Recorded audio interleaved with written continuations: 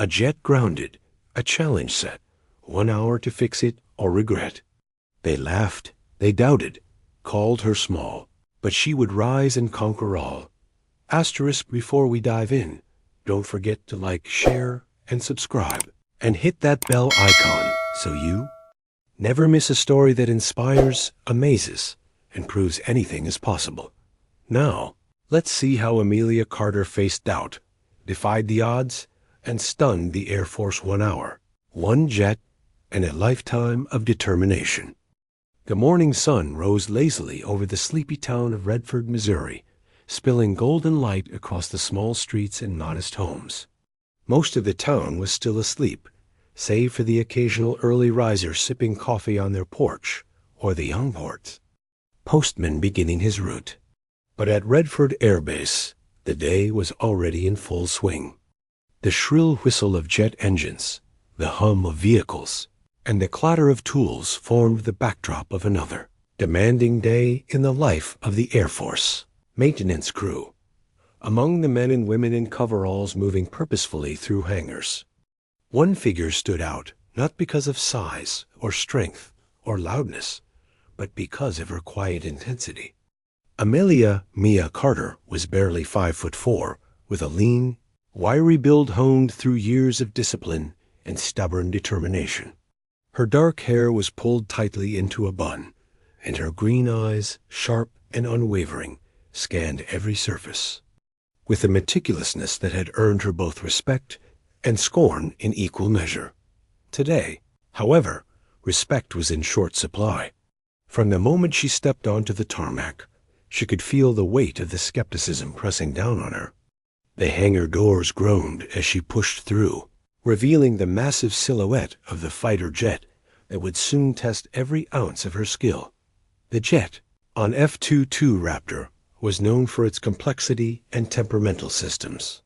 It had been grounded for nearly a month after a mysterious engine malfunction had forced it into emergency maintenance mode.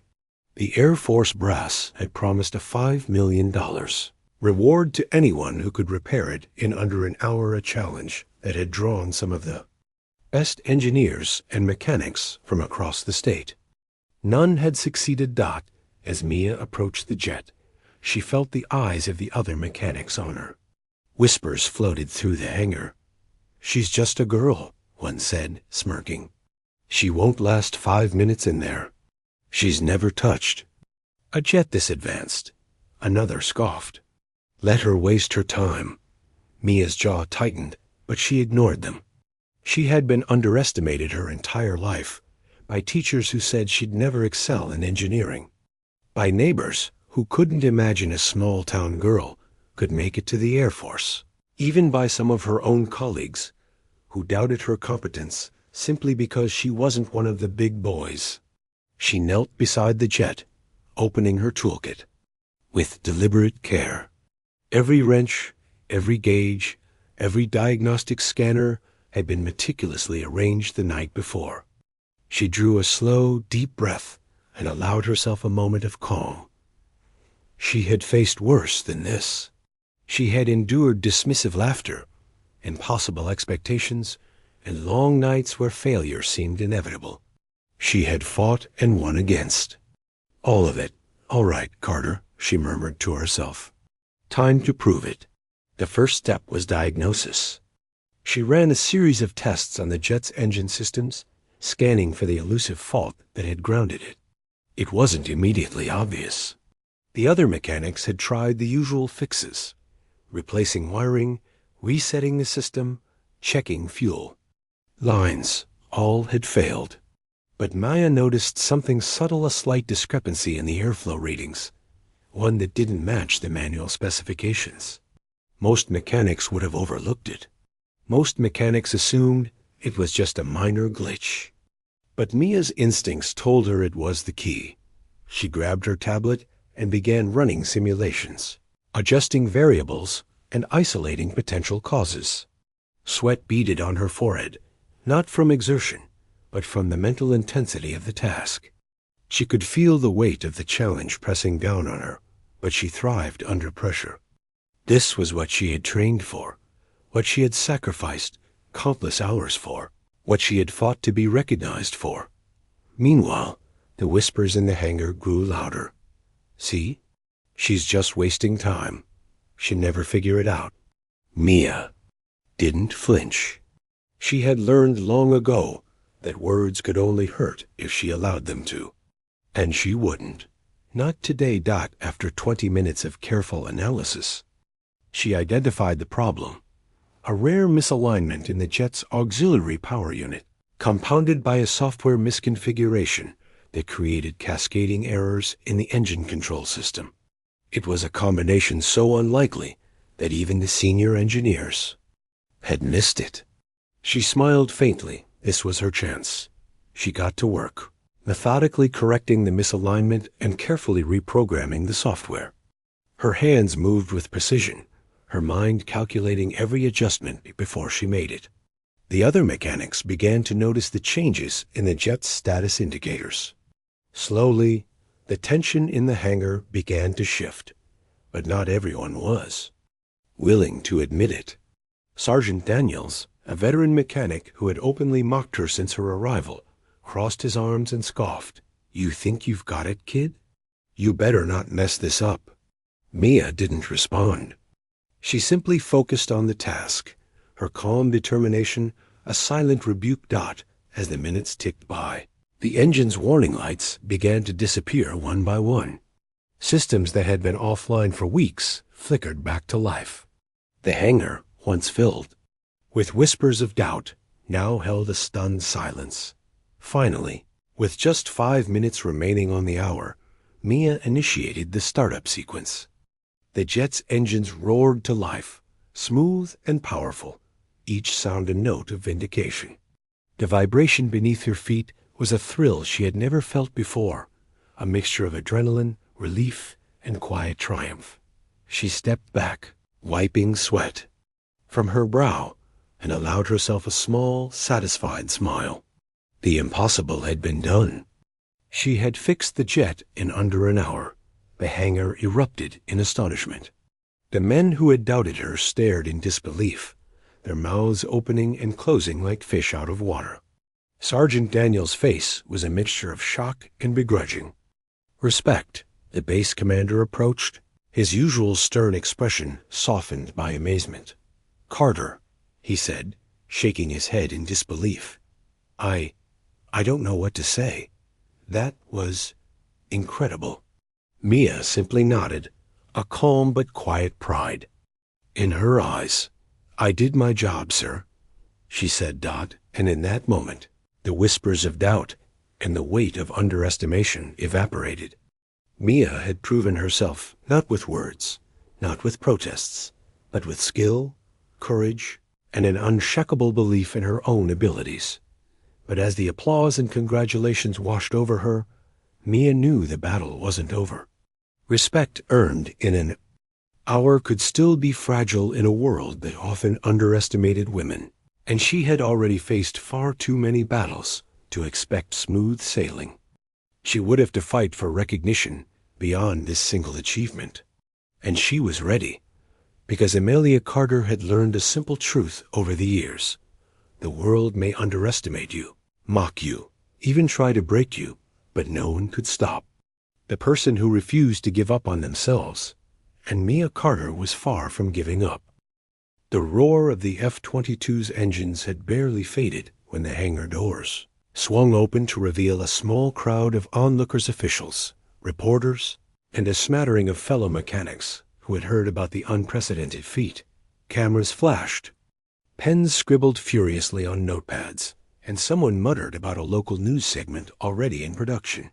For a moment, Mia allowed herself a fleeting sense of pride, though she carefully kept her expression neutral. She had learned long ago that fleeting pride could turn into distraction, and distraction in her line of work could be dangerous. Yet beneath the applause, beneath the congratulatory handshakes, a quiet tension lingered. Some faces glowed with admiration. Others masked something else: suspicion, doubt, envy. Sergeant Daniels, for instance, lingered near the edge of the crowd, his arms folded tightly across his chest, His jaw clenched. He was a seasoned mechanic with decades of experience. Yet even he could not deny the reality before him. The jet had worked flawlessly under Mia's hands. Still, the skepticism in his eyes hinted at a deeper resistance, a stubborn refusal to fully acknowledge her accomplishment. "Carter," said Lieutenant Green, one of the base's senior officers, stepping forward with a faint smile. "I have to admit I wasn't sure you could do it, but you proved everyone wrong. That's extraordinary." Mia inclined her head politely. "Thank you, sir. I just followed the indicators and ran the diagnostics like I was trained to." Green chuckled softly, but there was a shadow in his eyes. "Some of your colleagues might still need convincing." She nodded, sensing the subtle warning. It wasn't that the Air Force was outright hostile. It was the insidious kind of doubt that lingers in whispered conversations, in casual remarks, in the undercurrent of workplace politics. Her achievement had been spectacular, yes, but recognition would be harder to cement, especially in a place where women engineers were still a rarity, and one extraordinary success could be shrugged off as a fluke. The next few days were a whirlwind. News outlets arrived on the base, eager to interview her and film footage of the jet that she had restored to life.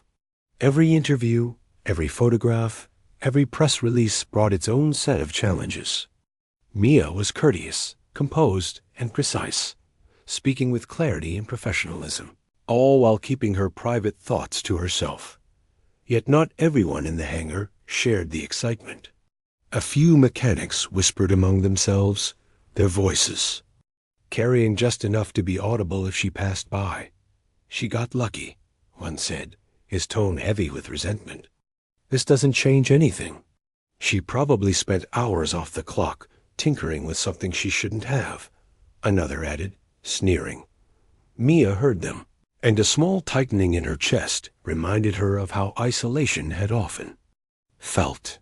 She didn't respond, not because she feared confrontation, but because she knew the battle for respect was earned in consistent action, not words. Still, the sting of being undermined, even after such a remarkable feat, was hard to ignore. Back at her small apartment on the edge of town, she allowed herself a rare moment of vulnerability. She sank into the worn leather chair by the window, gazing out at the quiet streets of Redford. The town seemed peaceful, almost indifferent, yet it had been here, among these modest houses, quiet streets, and supportive neighbors, that she had learned the value of persistence.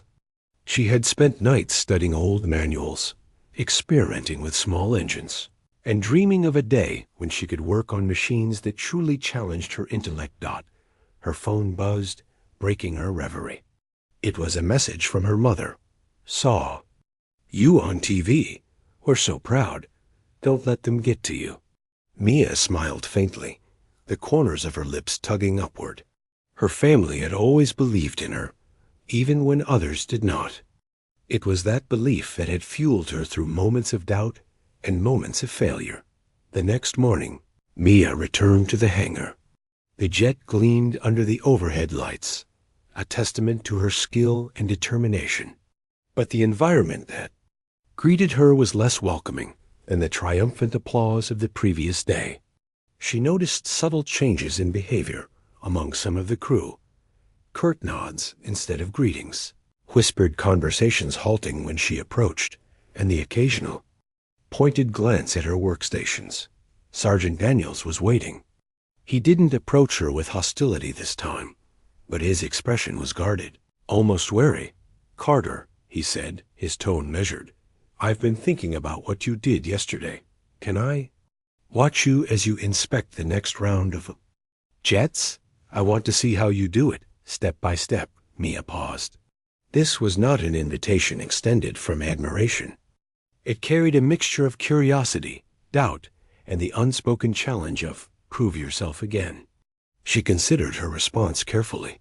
"Fine," she said at last, her voice steady. "But I work differently than most people here. If you follow, keep up, I don't repeat steps twice." Daniels nodded, and for the first time, there was a flicker of respect in his eyes. It was faint, but it was real. Mia knew that respect, like trust, was rarely given freely. It had to be earned, observed, and validated repeatedly.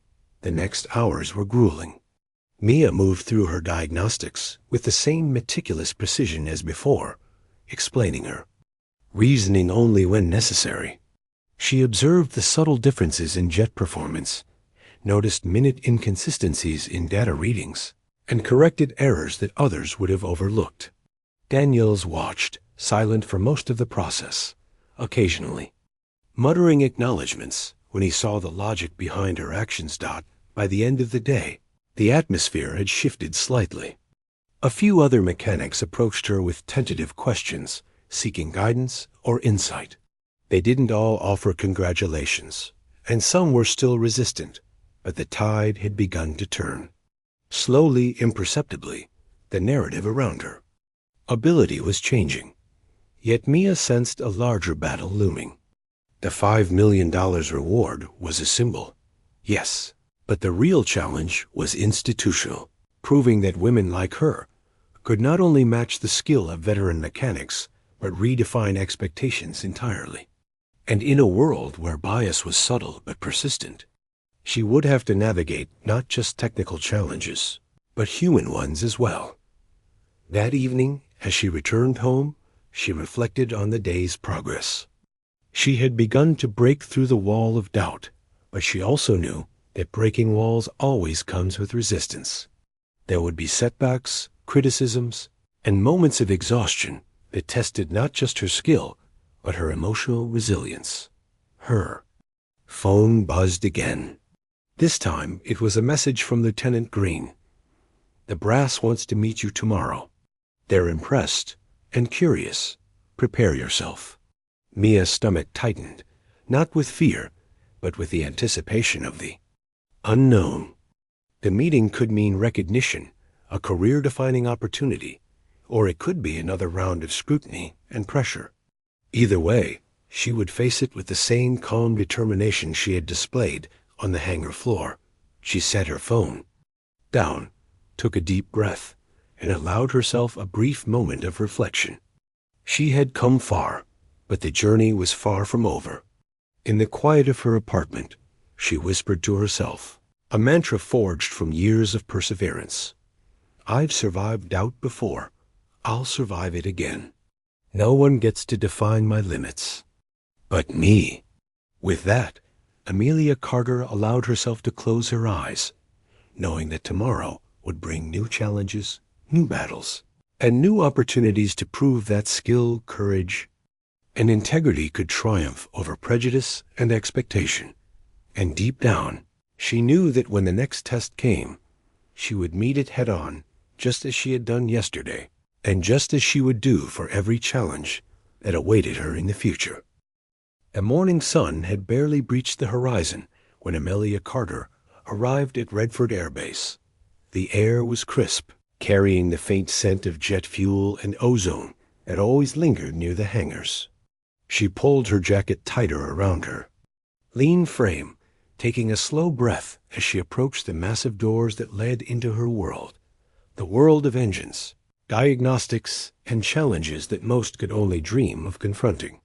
Since her triumph with the F-22, whispers of her skill had spread throughout the base. Some called her a prodigy, others a fluke. But even those impressed by her achievement were hesitant to fully embrace it, unsure how a single success might fit into the rigid hierarchy of military mechanics. The delicate balance of respect, envy, and doubt created a charged atmosphere that Mia felt like static in her chest every time she stepped onto the tarmac. Lieutenant Green had requested her presence for a meeting with the base commander and several senior officers. The $5 million reward was still formally pending, and the brass wanted a full briefing on how she had managed the feat. Mia knew this was more than a reward. It was a test, not of her technical skill, but of her composure, her ability to handle scrutiny, and her capacity to assert herself in a room where authority and experience loomed large. She entered the command office, her boots echoing lightly on the polished floor. The room smelled faintly of coffee and polished wood, a comforting scent that contrasted with the tension simmering in the air. Commander Hastings, a man whose reputation for rigor was well known across the region, looked up from a tablet with a mixture of curiosity and skepticism. "Carter," he said, gesturing toward a chair, "please sit. We've been reviewing your work on the F-22. Extraordinary, certainly, but we need to understand exactly how you accomplished it. The details matter." Mia nodded, sitting straight-backed and poised. She spoke clearly, walking them through her observations, her diagnostic approach, and the sequence of steps she had taken to restore the jet. She described the subtle airflow discrepancy, the rare misalignment in the auxiliary power unit, and the cascading software error that had stumped others.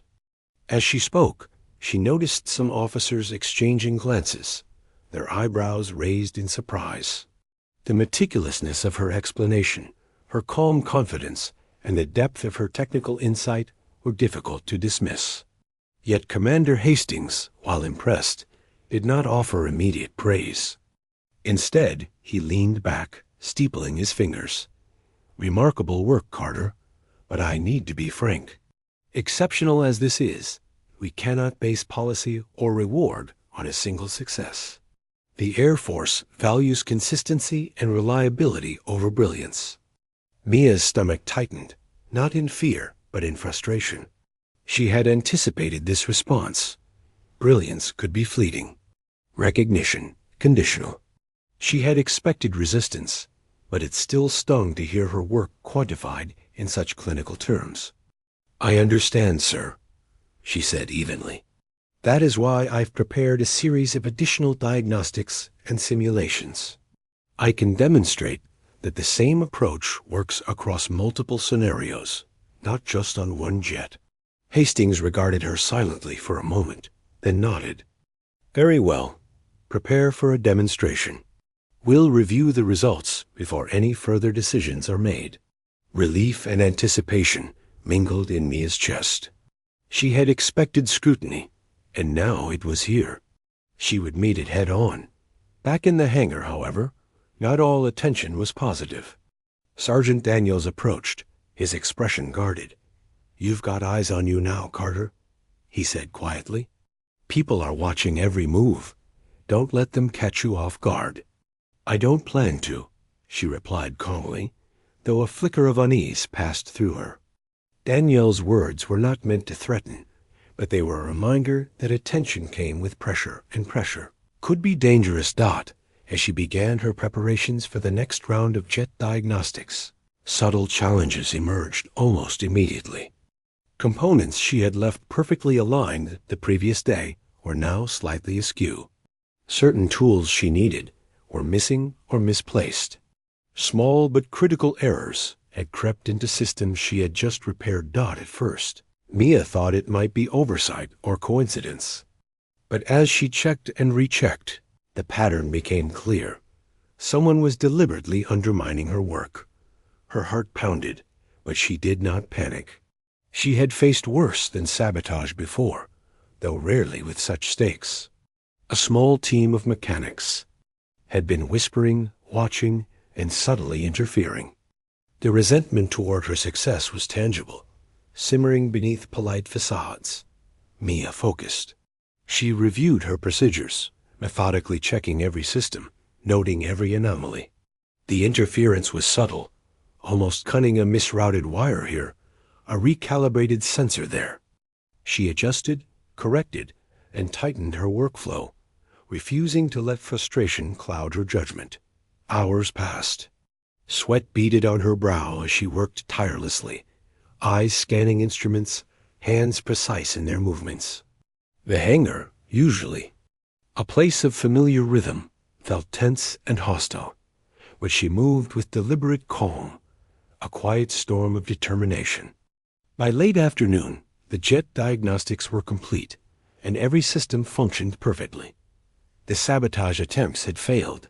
Mia stepped back, breathing deeply, a small smile tugging at her lips. She had not just repaired the machine. She had outmaneuvered those who doubted her skill, those who sought to diminish her accomplishment. Yet the emotional toll weighed on her.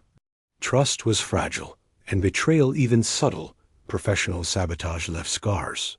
She felt a mixture of exhaustion and quiet triumph, knowing that the next challenge would be even more complex. Navigating a world where achievement alone did not guarantee respect, where skill had to be proven repeatedly, and where the stakes included both professional recognition and personal dignity. That evening, she returned to her apartment, her body weary but her mind alert. She reviewed the day's events, noting every anomaly, every interference, every subtle sign of resistance.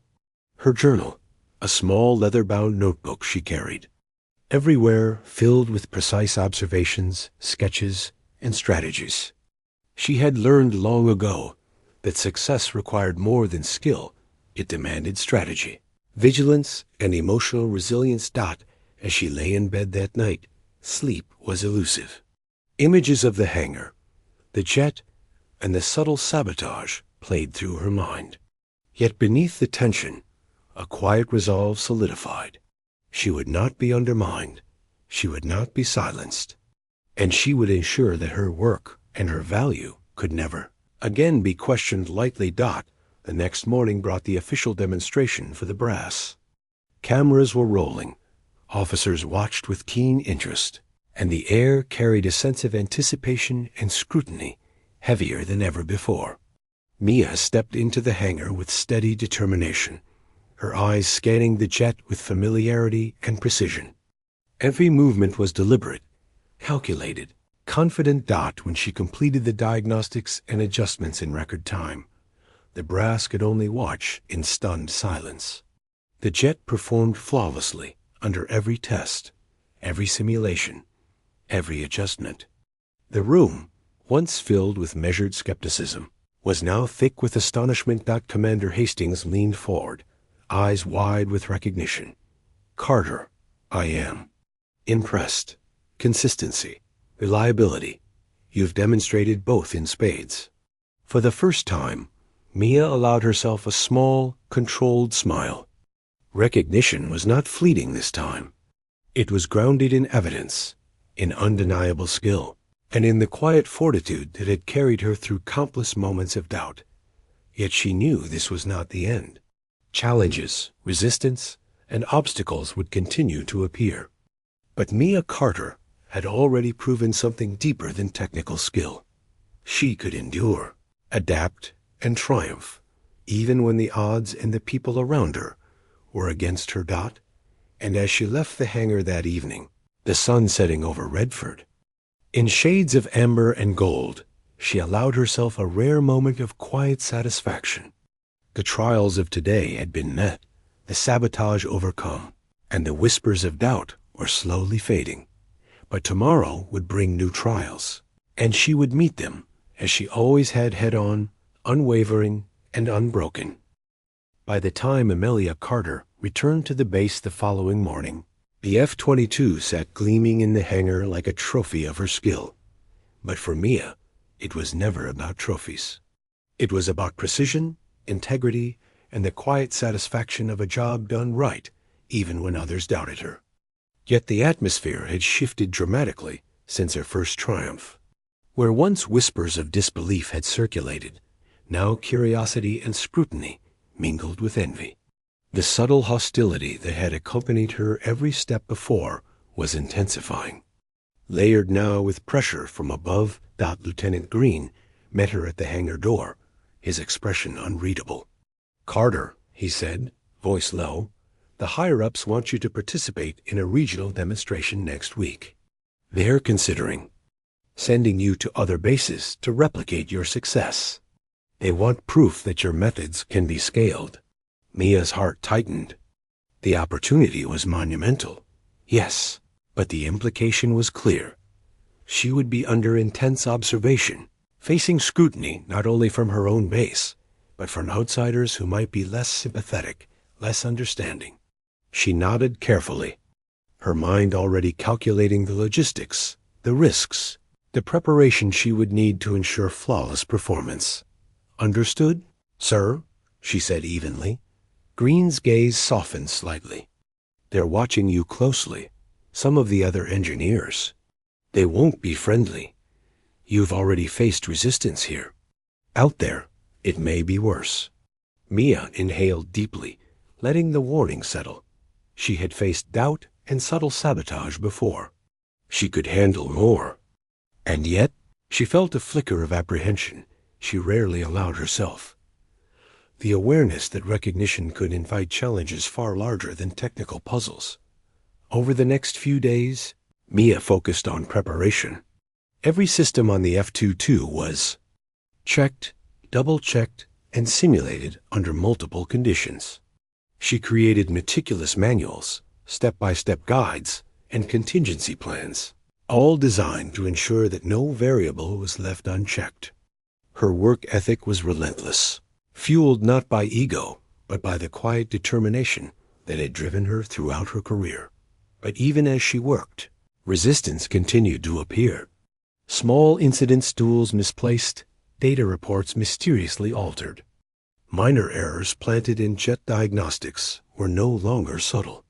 Someone was actively testing her patience, attempting to undermine her credibility at the exact moment when stakes were highest. One afternoon, as she approached her workstation, she found that the main diagnostic computer had been tampered with. The interface displayed corrupted data, random error codes, and conflicting readings. Mia's heart raced, but she forced herself to remain calm. She knew that panicking would play into whoever's hands were behind this. Methodically, she traced the corruption to a small internal drive that had been swapped with a counterfeit version. Her fingers moved with precision as she removed the faulty component and reinstalled the proper one. By the time Sergeant Daniels noticed her work, the system was already operational again. "You handled that fast," he said, half in awe, half in disbelief. Mia didn't respond. She simply continued her work, letting the silence serve as a quiet message. She would not be intimidated, and she would not fail. The regional demonstration arrived sooner than she expected. The airfield buzzed with activity mechanics, officers, and engineers from neighboring bases had arrived to observe, critique, and perhaps attempt to replicate her methods. Cameras documented every movement, recording her precision for reports that would travel far beyond Redford Dot as the demonstration began. Mia moved with the same careful precision she had shown countless times before. Every step, every adjustment, every diagnostic check was executed flawlessly. The observers watched, initially skeptical and increasingly astonished, as the F-22 responded perfectly to her corrections, systems stabilizing under her guidance dot by the time the jet roared to life without a hitch. A low murmur of disbelief spread through the crowd. Senior officers exchanged nods, technicians whispered among themselves, and reporters scribbled furiously. The impossible, they realized, had been made possible again, repeated, reliable, and undeniable. Yet even in this moment of triumph, Mia could feel the subtle currents of tension. Not everyone was pleased. Some engineers, pride bruised by their inability to replicate her skill, shot sidelong glances, their whispers barely hidden. Mia understood their position. Envy was a natural human response. But she also knew that envy, left unchecked, could manifest as sabotage, obstruction, or worse. The base commander approached her after the demonstration, his expression unusually candid. "Carter," he said, "you've done more than prove yourself technically. You've proven that skill, focus, and integrity matter. But there will always be people who resist acknowledging that. You need to be prepared, not just for mechanical challenges, but for human ones." Mia nodded, absorbing the weight of his words. She had known this intellectually, but hearing it from authority reinforced the reality. Her journey was no longer just about jets. It was about navigating a system earning respect in a space resistant to change, and maintaining composure while others attempted to undermine her. That evening, as she returned to Redford, she walked through the quiet streets of her hometown. The weight of responsibility pressed on her shoulders, but she felt a quiet pride in the knowledge that she had met the technical challenges flawlessly. The struggles were not just about the work itself, but about integrity, resilience, and the courage to stand firm in the face of doubt and subtle hostility. At her apartment, she sat at her desk, reviewing notes and strategies for the next demonstration. Her phone buzzed with a message from her mother. "We saw the footage. Everyone is talking about you. Don't let them dim your light." Mia smiled faintly, the warmth of family support counterbalancing the exhaustion and tension. She wrote a brief note back. "I won't. I've come too far to let doubt win."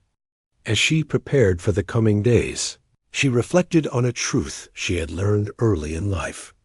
Recognition could be fleeting, success could be challenged, and people could be unfair, but perseverance, skill, and integrity were enduring.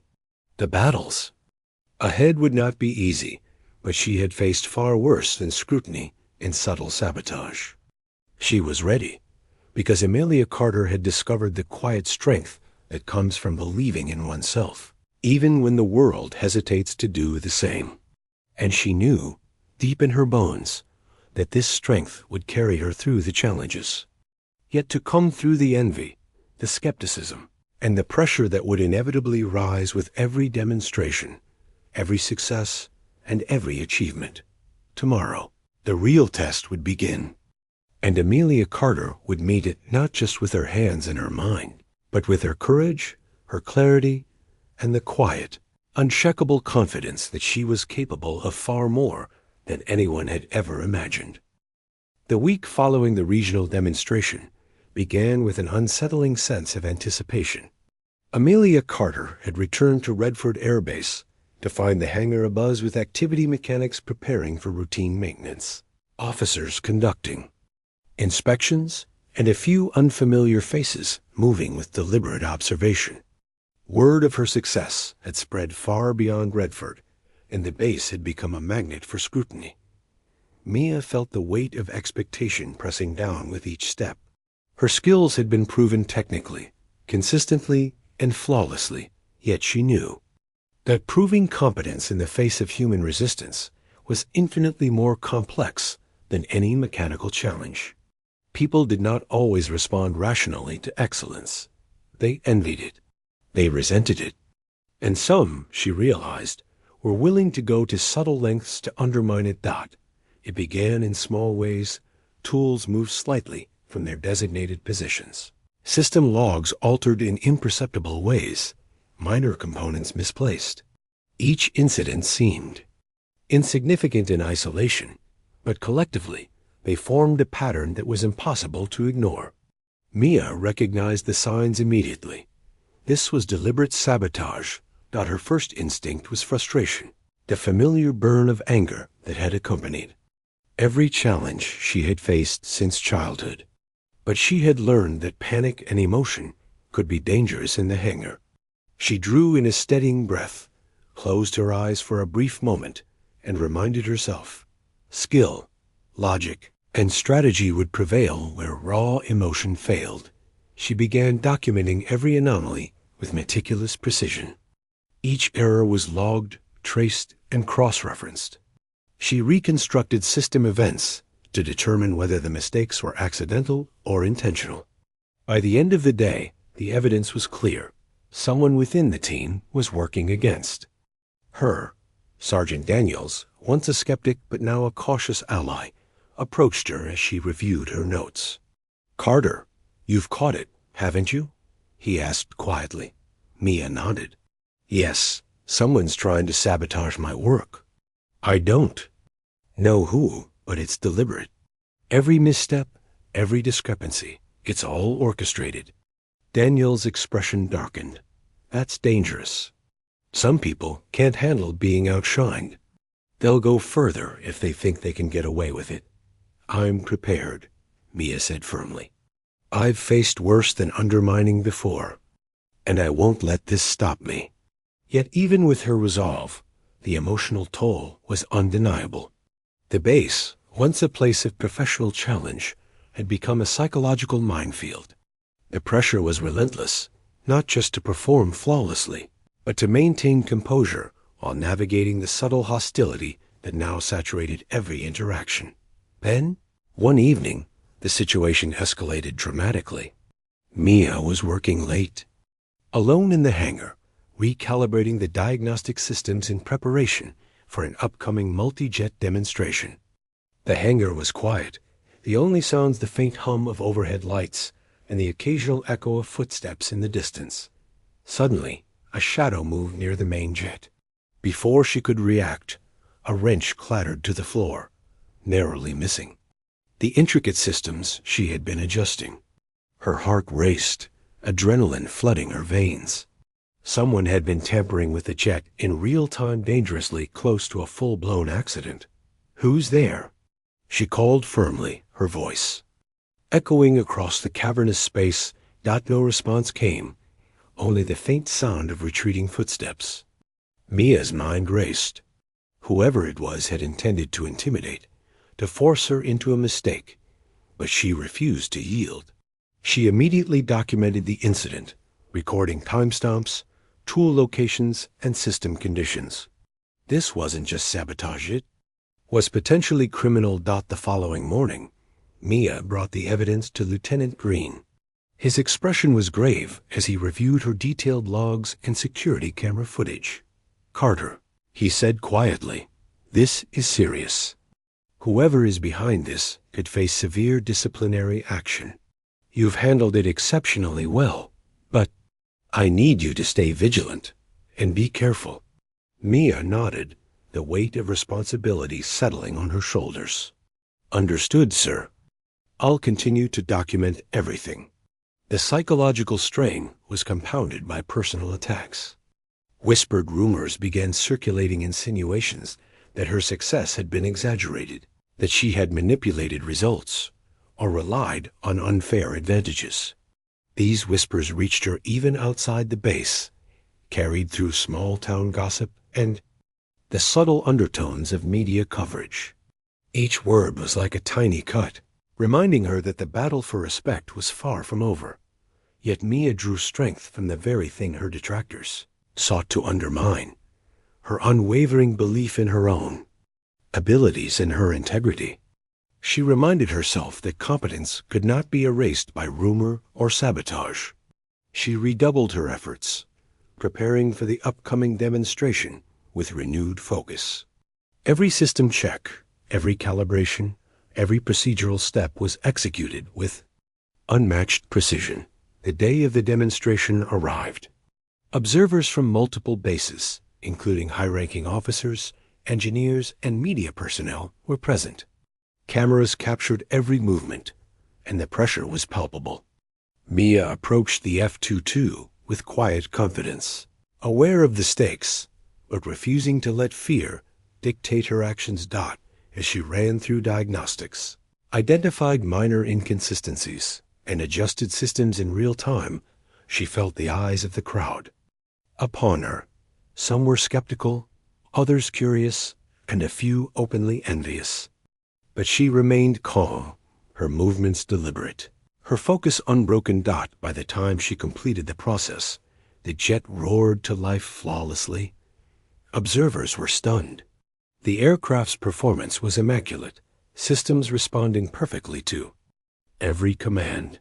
Gasps of admiration rippled through the crowd.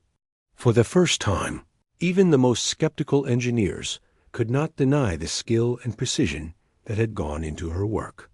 Afterward, as the audience dispersed, Lieutenant Green approached.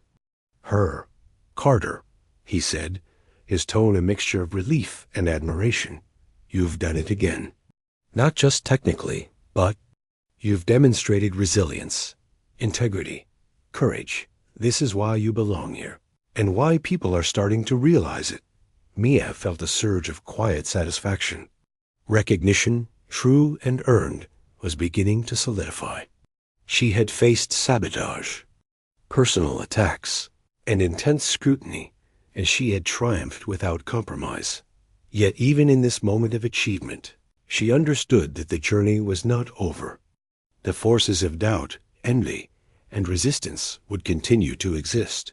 But she had discovered a deeper strength within herself, the ability to endure, adapt, and rise above doubt as she walked back through the quiet hangar, the setting sun casting long shadows across the tarmac.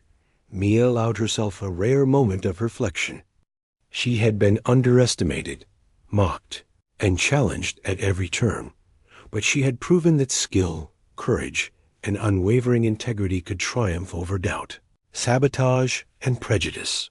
And deep within, she knew that the ultimate vindication was not in money, recognition, or applause. It was in the quiet knowledge that she had remained true to herself, unbroken and unbowed. Against every obstacle that had come her way, Amelia Carter had survived the storm of doubt and emerged stronger, wiser, and more determined than ever.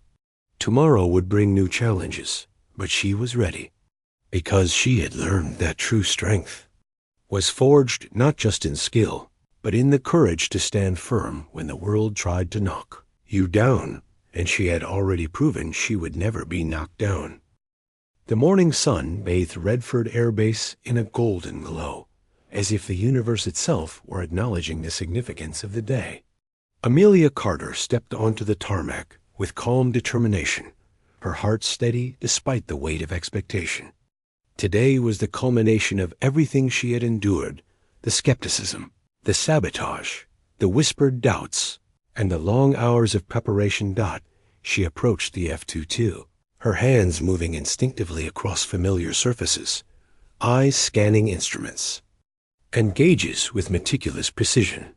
The aircraft, now perfectly calibrated under her guidance, gleamed like a symbol of her skill, resilience, and unwavering determination. Observers were gathered from multiple bases, senior officers, engineers, and media personnel documenting her every move.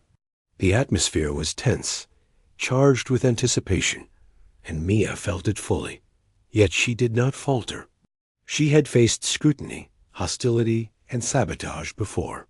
Today, nothing could distract her from the task at hand. As she worked, subtle glances and whispered commentary circulated among the crowd. Some observers had been openly skeptical, others curious, and a few begrudgingly impressed. But Mia paid no mind. Her focus was absolute. Every system check, every calibration, every diagnostic readout was executed flawlessly, leaving no room for error or doubt. Minutes passed, each one stretching with intensity, until finally she initiated the startup sequence. The engines roared to life with perfect synchronization, responding to commands as if guided by instinct rather than human hands. Observers watched in astonishment, realizing once again that Mia's skill was not a one-time anomaly, but consistent, reliable, and extraordinary. For the first time, there was no skepticism, no subtle resistance, only respect, admiration, and awe. The officers exchanged nods of approval, some shaking their heads in disbelief. The media captured every moment, their cameras documenting the triumph of a young woman who had faced doubt, sabotage, and prejudice, and emerged victorious. Commander Hastings approached, his stern demeanor softened by genuine admiration. "Carter," he said, his voice carrying authority and sincerity, "you've done more than repair a jet. You've proven that excellence knows no boundaries. Skill, integrity, and determination, these are the qualities that define the Air Force, and you embody them fully." Mia allowed herself a controlled smile, feeling the validation she had longed for, earned not through words, but through unyielding action. Yet the most satisfying moment came quietly, almost imperceptibly. Sergeant Daniels, once her harshest skeptic, stepped forward. His arms were crossed at first, but as he studied her, a grudging respect softened his expression. "You did it," he said simply. "Every time I doubted, and I was wrong. You've earned the respect of everyone here." Mia's smile widened. "Slightly. Thank you," she replied, her voice steady and calm. "Respect is earned by action, not assumption." The $5 million reward, once a distant and almost symbolic challenge, was formally granted to her. But for Mia, the true victory was not monetary. It was the acknowledgement of her skill, her integrity, and her unwavering courage in the face of doubt and sabotage. As the crowd dispersed and the hangar grew quiet, Mia stood beside the F-22, reflecting on the journey that had brought her here. She remembered the moments of isolation, the whispered insults, the subtle sabotage, and the times she had doubted herself. Each obstacle had tested her, honed her resolve, and strengthened her belief in her own abilities. She thought of her family, her mentors, and the countless quiet hours she had spent learning, experimenting, and preparing. Every sacrifice, every setback, every moment of emotional strain had been worth it. Then, in a final satisfying twist, Mia realized that her triumph had not only proven her own worth, but had forced others to confront their own biases. Those who had underestimated her, mocked her, or attempted to undermine her skill could no longer dismiss her achievement.